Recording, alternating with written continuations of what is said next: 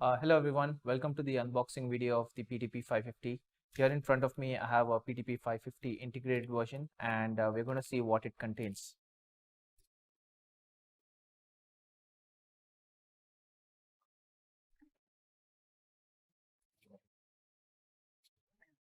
The PTP 550 first comes with the radio itself. It has a 23 dBi antenna which is 12 inches by 12 inches.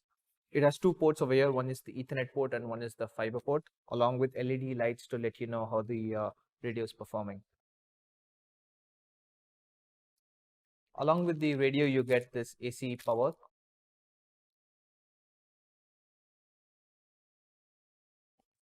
And you get a mounting bracket which you can mount it to this pole.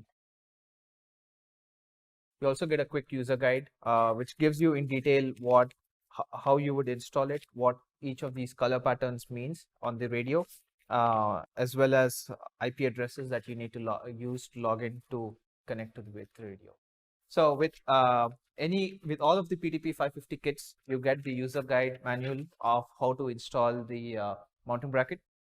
This is as part of the kit itself. So over here we have mounted the 550 antenna to over here using these two screws. With this tilt bracket you get an angle of up to 30 degrees. You can kind of mount it in either ways. You can tighten this by placing two screws and then tightening it over here. The PTP 550 has a couple of key features. The first one is being channel bonding, which means the PTP 550 has two radios built into it. Due to this, you can take the advantage of dual channel and use it as 2+0 configuration, which means you can have a redundant link along with your active link. You can use both the links at the same time, or you can use one at a time.